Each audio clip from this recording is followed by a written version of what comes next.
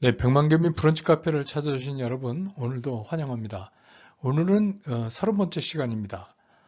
최근에 많이 얘기되고 있는 그 중간 지주회사, 여기에 대해서 오늘 설명을 좀 드리고, 이건 앞으로도 우리 주식시장에서 많이 발생할 것 같아요. 특히 이제 큰 그룹들, 그래서 거기에 따르는 설명을 좀 드리고, 일반적 설명을 드리고, 이번에 이제 그 얘기되고 있는 SK텔레콤은 어떤 방법으로, 그래서 SK그룹이 노리는 건 무엇인가, 그거에 대해서 집중적으로 말씀드리는 그런 시간을 갖도록 하겠습니다. 보시죠. 우리가 이제 그 지주회사, 이름은 영어로 홀딩 컴퍼니라고 얘기를 해요. 홀딩 컴퍼니. 영어로 홀딩 컴퍼니. 그러니까 뭘 갖는다는 얘기 아니에요. 홀딩 컴퍼니. 그래서 뭘 갖느냐면 다른 회사 주식을 소유함으로써 사업 활동을 지배하는 것을 목적으로 하는 그런 회사입니다. 그러니까 뭐 옛날로 말하면 그룹의 코어, 그룹사죠. 그룹의 대표 회사죠. 그렇게 이해하시면 될 것 같아요. 그 다음에 이제 중간지주 회사, 요새 얘기되고 있는 이거는 뭐냐면 기존의 지주회사의 지배를 받는 것과 동시에 다른 사업자 회사를 자회사로 거느리는 지주사. 글자 그대로 그래서 얘는 뭐예요? 중간이라는 말을 쓰죠. 예.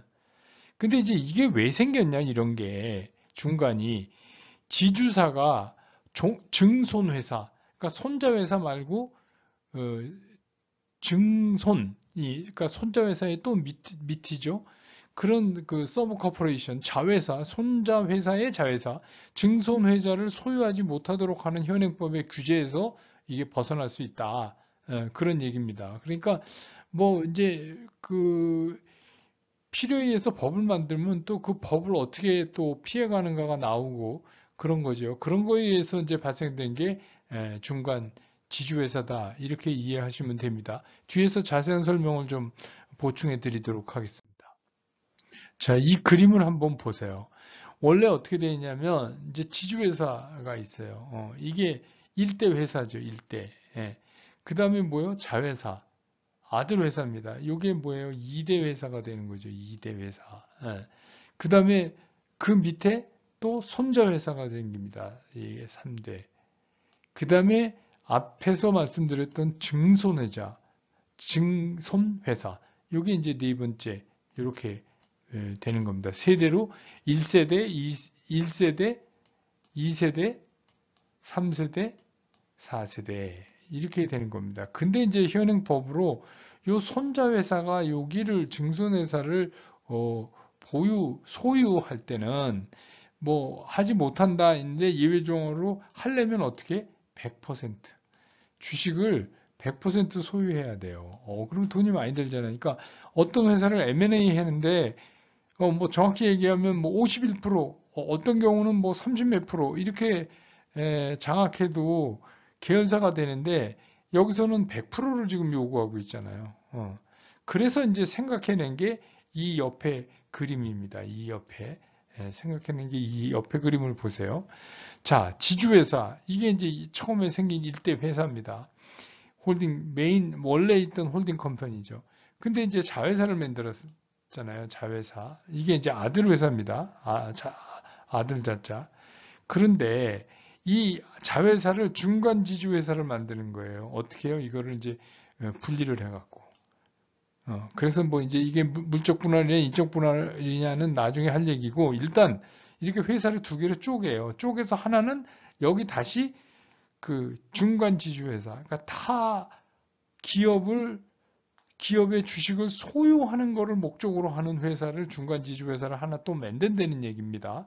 그렇게 해갖고 얘가 다시 자회사가 되면 여기서는 이런 구조에서 이 왼쪽 그 구조에서는 요 구조에서는 뭐예요?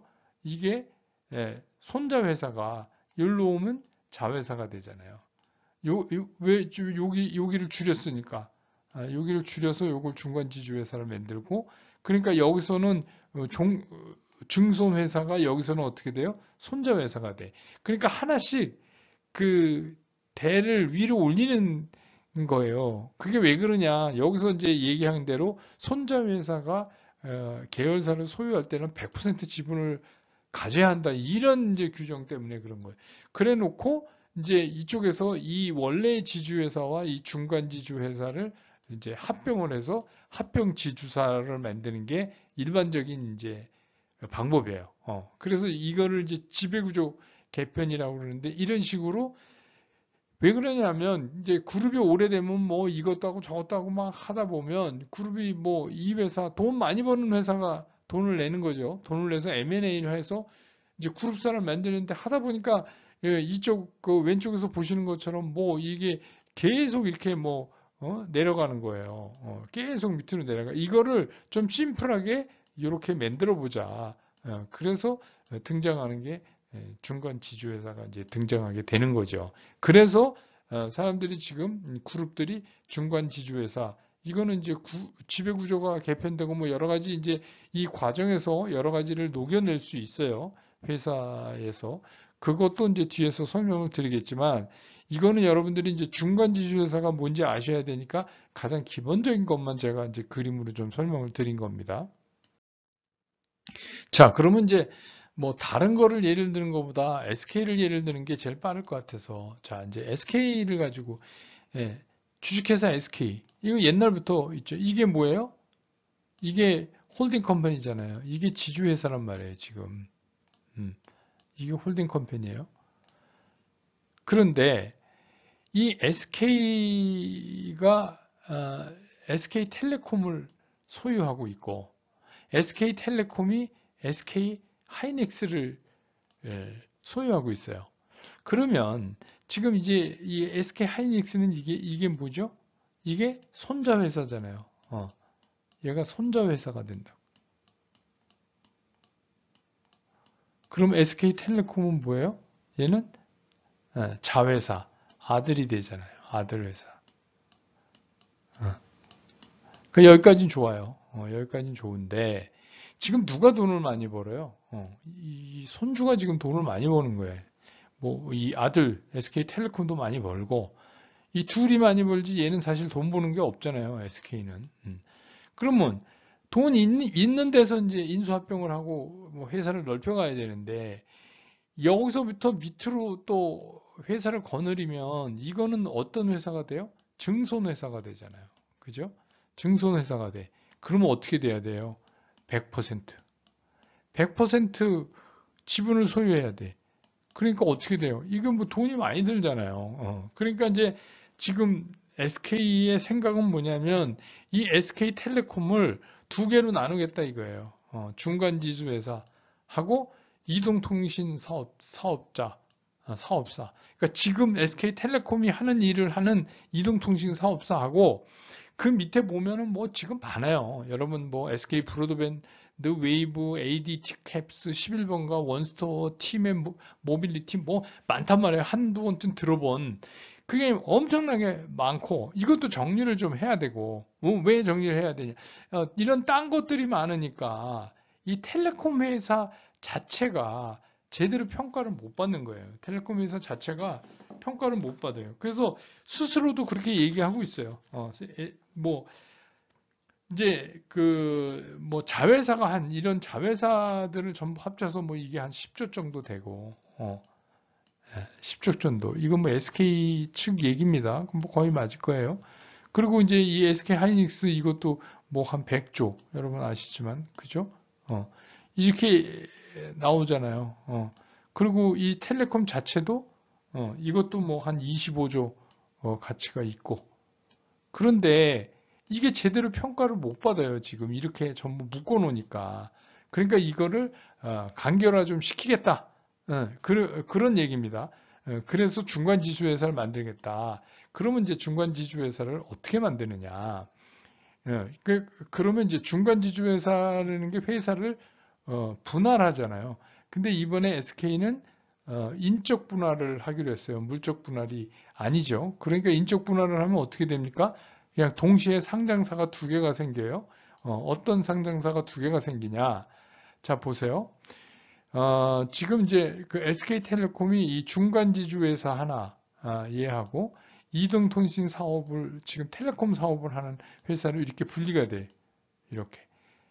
근데 이거를 어떻게 했어요? 인적 분할을 하니까 이 주식을 SK텔레콤 주식을 갖고 있는 분들은 이게 되면 이 중간 지주 회사 이름은 뭐로 할지 모르겠어요. 뭐 SK 뭐 홀딩스를 하든지 하여튼 뭐 이 회사가 뉴 지주사가 거기 주식도 갖고 이동통신 주식도 갖는 거예요. 근데 이 중간 지주사가 그럼 뭐 아무것도 안 하느냐? 그것도 아니에요. 이 중간 지주사가 지금 이제 미디어 쪽에 있는 SK 브로드밴드. 혹시 브로드밴드는 또 통신이 가져갈지도 있지만 뭐 일단 그다음에 이제 보안 쪽에 ADT 캡스 여러분 아시죠? 보안. 그다음에 이제 우리 많이 아는 11번가 원스토어 TVN 모빌리티 뭐 이런 것들이 있단 말이에요. 그러니까 이거를 다 묶어서 어떻게 해요?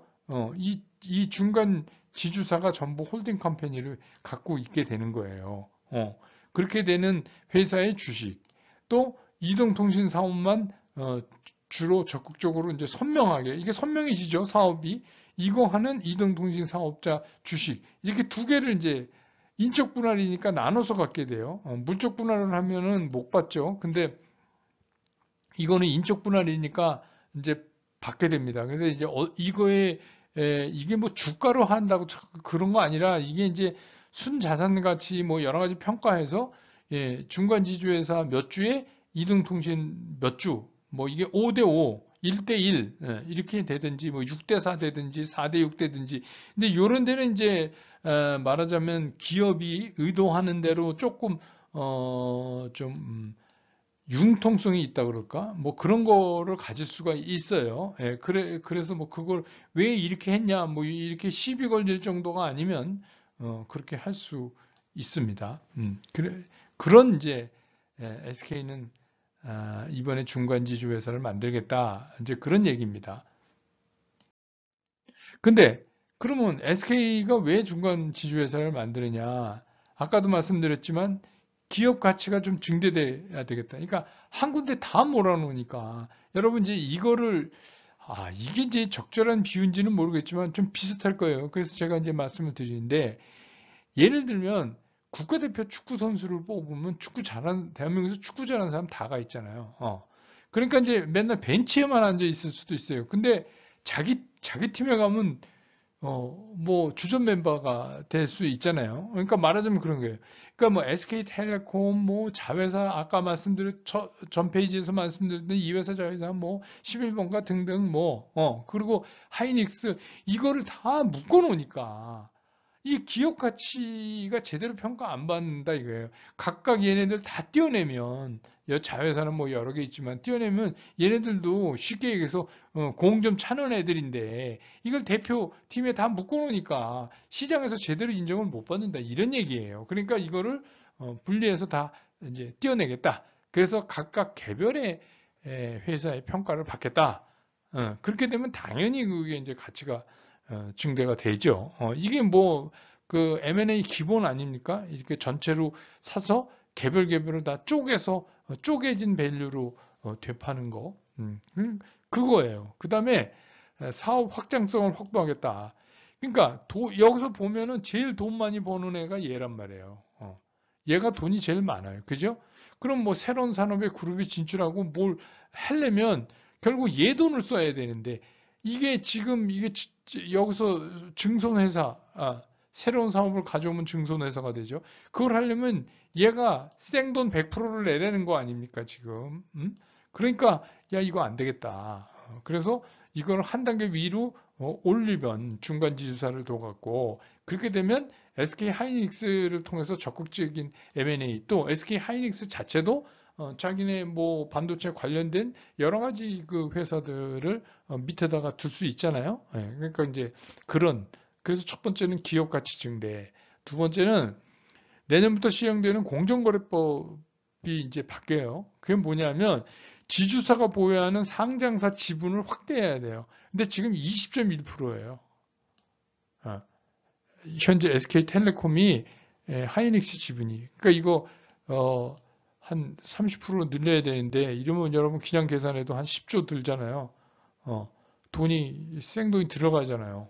그러니까 지금 이거를 이런 그 지배구조, 그러니까 지주사를 중간에 넣어갖고 이걸 흔들면 이 돈 필요 없다. 그럼 이 돈 딴 데 쓸 수 있잖아요. 그죠? 예, 그러니까 그런 이유로 이제 SK가 중간 지주사를 설립을 하는 거예요. 뭐 SK로서는 할 수 있는 나쁘지 않은 그런 아이디어를 낸 거예요. 그래서 이거는 뭐 일반적으로 잘 냈다. 그리고 또 물적 분할하고 인적 분할을 해서 구체적으로 뭐 SK텔레콤 주주들이 뭐 볼멘 소리 하는 것도 별로 없고 그것도 뭐 좀 신경을 쓴 것 같아요.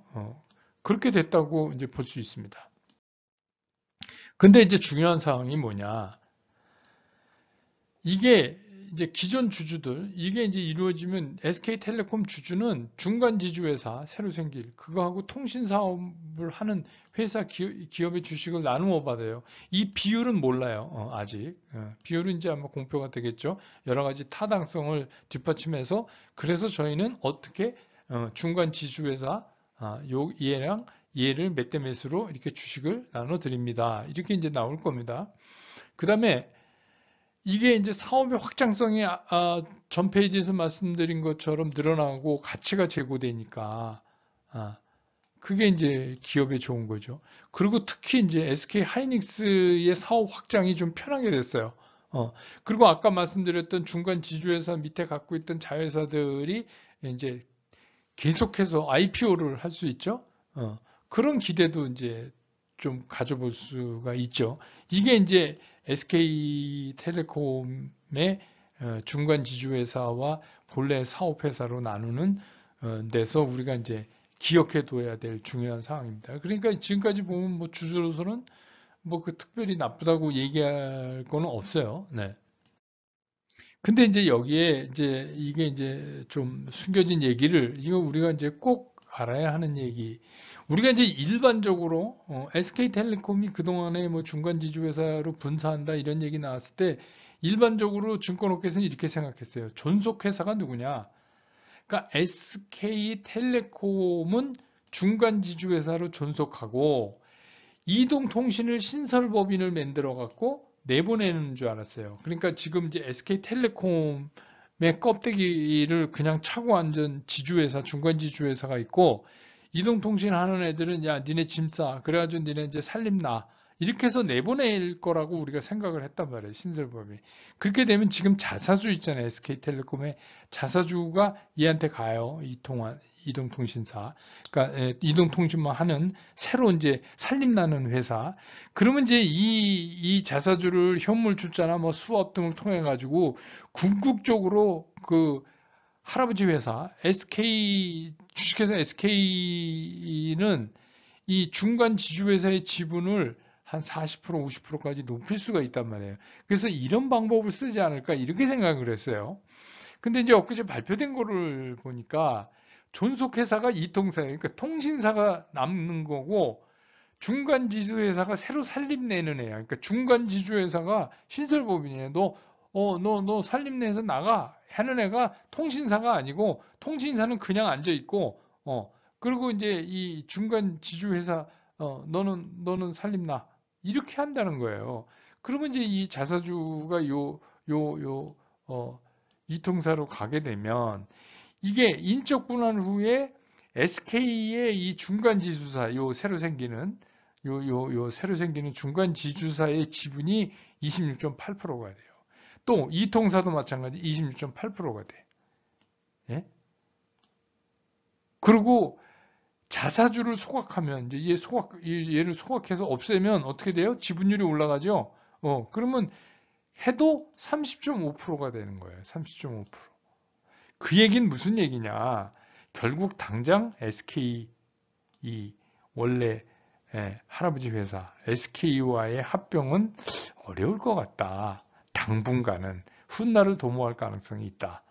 이런 겁니다. 그러니까 애초에 증권업계에서 생각하던 거하고는 조금 달라요. 그래서 지금도 뭐 이 새로 된 중간 지주사하고 원래 지주사하고 뭐 합병 지주사를 만드느니 뭐 이러는데 이거는 현재로서는 어렵습니다. 왜 어렵냐? 30.5%밖에 안 가지고 있으면서 어떻게 합병을 해요? 나머지가 반대하면 이게 지분이 너무 낮잖아요. 그러니까 지분이 뭐 이 정도 가까이 가야 뭐 다른 주주를 설득해 보든지 하지. 그러니까 이거는 당장 안 하겠다는 얘기는 똑같아요. 그 다음에 이제 무슨 이제 수를 또 내겠죠. 그렇게 해서 근데 하여튼 당장은 아니다. 그런 얘기입니다. 그래서 이거는 훗날로 도모한다. 그래서 이제 지금 우리가 알아야 되는 게 이번에 구조는 이런 거예요. 그렇게 되면 SK텔레콤이 뭐 구태여 나빠야 될 게 하나도 없어요. 그러니까 뭐 외국인들도 좀 많이 사고 뭐 많이 올라왔죠. 저도 그냥 나쁘지는 않다고 봅니다. 이런 게 그리고 이제 뭐 SK텔레콤이 텔레콤이라는 독자성을 가지고 이름과 하는 일이 옛날에는 텔레콤 안에서 뭐 이상한 거 많이 했잖아요. 근데 이제 그런 거 다 커머스니 뭐니 다 없애고 그거는 뭐예요? 중간 지주사 밑으로 보내고 어, 다 살림내서 내보내고 그리고 자기는 이동통신만 적극적으로 하겠다. 그래서 이동통신만 적극적으로 해도 거기서 또 부과되는 사업들이 많기 때문에 향후 그 이동통신과 부과되는 사업의 확장성을 위해서라도 지금 이제 분산은 필요한 거죠. 그래서 이거는 잘 됐다. 그러니까 전반적으로 업계의 평가는 잘 하고 있다. 이렇게 내려집니다. 예, 그래서 최근에 보면 최근에 외국인들도 SK텔레콤을 많이 샀어요. 생각보다 많이 샀어요. 그러니까 뭐 외국인들이 뭐 그냥 막 사는 게 아니죠. 그러니까 외국인들 이제 이런 걸 보고 또 SK텔레콤이 그렇게 되면 그 텔레콤 자체에서 벌어들이는 돈 갖고 주주 환원도 많이 할 수 있고 뭐 그런 거죠. 근데 그런 면에서는 이제 좋다고 보는 겁니다. 그래서 오늘은 그 주간 지주 회사는 뭐고 특히 지금 얘기되고 있는 SK텔레콤은 어떤 상황에서 이거를 중간 지주사를 만들려고 하는가 그리고 그거를 우리는 어떻게 받아들여야 하는가에 대해서 말씀을 드렸습니다. 오늘 브런치 카페는 여기서 마치도록 하겠습니다. 여러분 안녕히 돌아가시기 바랍니다. 여러분 고맙습니다.